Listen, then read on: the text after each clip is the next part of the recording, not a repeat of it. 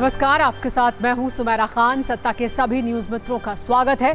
सबसे पहले सत्ते पे सत्ता, यानी 7 खबरें और दिलचस्प जानकारियां एक साथ। आज पहले आपको हलाल शब्द पर शुरू हुए ऐसे बवाल के बारे में बताएंगे जिसमें बड़ी चिंगारियां हैं। सुप्रीम कोर्ट ने पूछा है, सीमेंट, सरिया, आटा और बेसन हलाल कैसे हो सकते हैं। इस पर अब संतों और मौलाना के बीच बड़ा कलेश हो रहा है।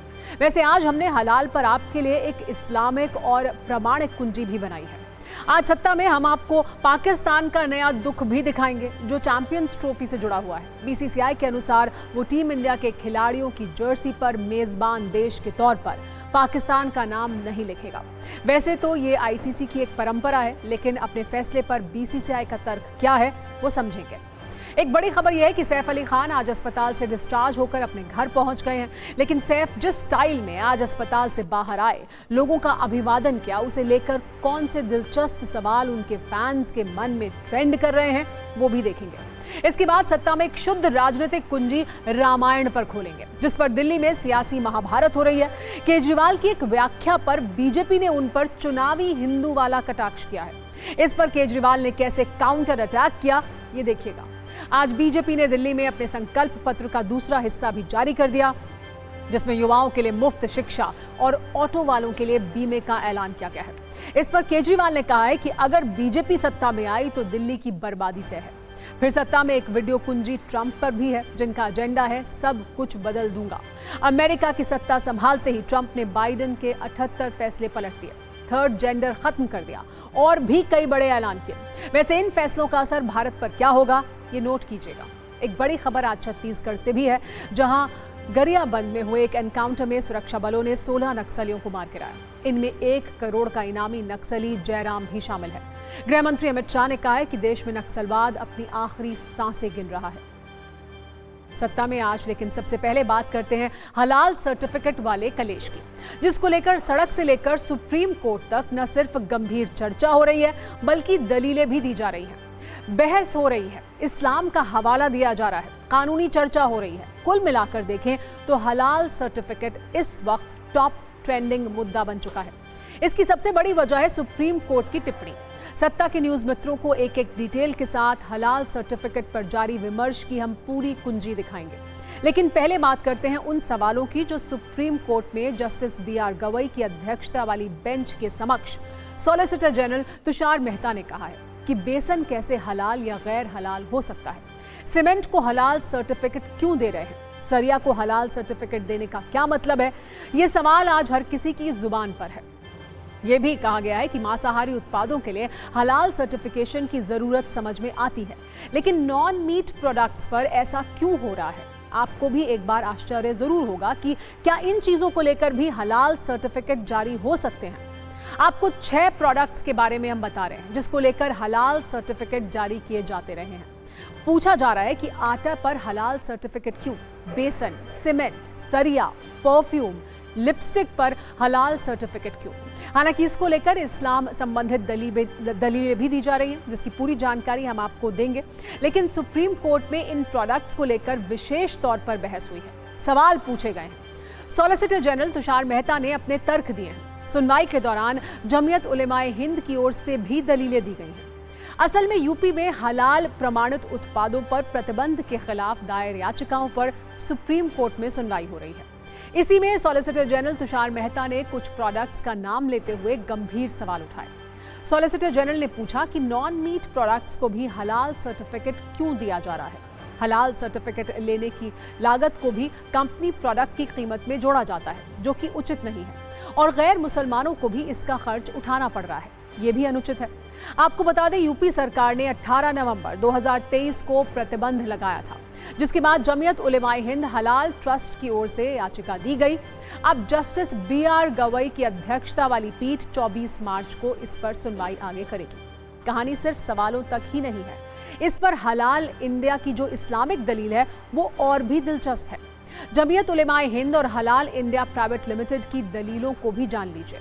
हलाल सर्टिफिकेशन के पक्ष में कहा गया है कि हलाल जीवन शैली से जुड़ा हुआ विषय है। हलाल या गैर हलाल का सिद्धांत सिर्फ मीट उत्पादों पर लागू नहीं है। प्रोडक्ट में प्रिजर्वेटिव के रूप में अल्कोहल का इस्तेमाल होता है। ऐसे में खाद्य पदार्थ गैर हलाल की श्रेणी में आएंगे। मेकअप की चीजें भी हलाल या गैर हलाल की श्रेणी में शामिल हैं। लिपस्टिक भी हलाल या गैर हलाल की श्रेणी में है। हालांकि ये भी कहा गया है कि हलाल सर्टिफिकेट के लिए पैसा देना स्वैच्छिक है। दरअसल इस्लामिक नियमों के तहत कई उत्पादों में इस्तेमाल होने वाली जानवरों की चर्बी और अल्कोहल को वैध नहीं माना जाता है। विशेष तौर पर सौंदर्य और फार्मास्यूटिकल संबंधी उत्पादों में जानवरों की चर्बी के इस्तेमाल का दावा किया जाता है। इसी के आधार पर इसे हलाल और गैर हलाल की श्रेणी में रखा जाता है। ये भी दलील दी जाती है कि परफ्यूम बनाने में अल्कोहल का इस्तेमाल होता है। लिपस्टिक में जानवरों की चर्बी का प्रयोग होता है, इसलिए ऐसे उत्पादों के लिए हलाल सर्टिफिकेट जरूरी है। इस मसले पर हमने कुछ मौलानाओं से बात की, कुछ धर्म गुरुओं से बात की। सिर्फ 120 सेकंड में देखिए कैसे हलाल सर्टिफिकेट पर जुबानी शोले भड़क रहे हैं।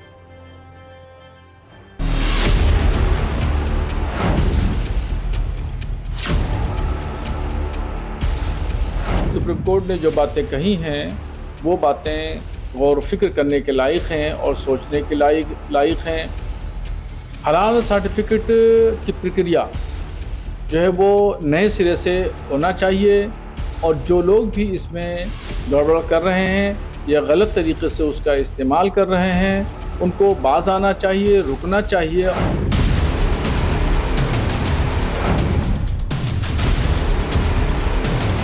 सीमेंट हो, वॉशिंग पाउडर हो, साबुन हो, इस तरीके की चीज़ें जो हैं ये बिला वजह की चीज़ें हैं, बिला वजह की बातें हैं और इससे कोई हासिल नहीं होने वाली चीज़ है और इसको हर आदमी इग्नोर करे। ये कानून के दायरे में क्या चीज़ वो समझते हैं। बेसन तो देखिए सृष्टि से चना पैदा होता है, ठीक है, और सृष्टि पूरी तरीके से पवित्र है, भूमि पूरी तरीके से पवित्र है और उस पवित्रता से चना उत्पन्न हुआ और उसको चक्की में पीस करके बेसन बनाया गया, तो उसकी पवित्रता पर किसी को संशय नहीं करना चाहिए।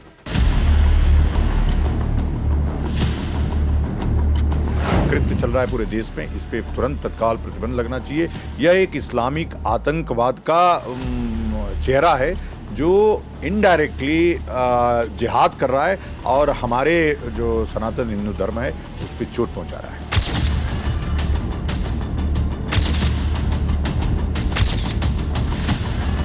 सारी नियम और कानून वो सरकार के अधीन है।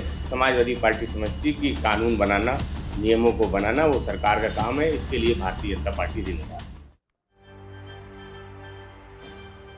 विश्व हिंदू परिषद ने भी हलाल सर्टिफिकेट पर कड़ी प्रतिक्रिया दी है। उन्होंने सोशल मीडिया में पोस्ट कर कहा है कि हलाल सर्टिफिकेशन के जरिए भारत की अर्थव्यवस्था पर दशकों से हमले किए जा रहे हैं और गैर मुस्लिमों को जबरन हलाल सर्टिफाइड सामान खरीदने के लिए मजबूर किया जा रहा है।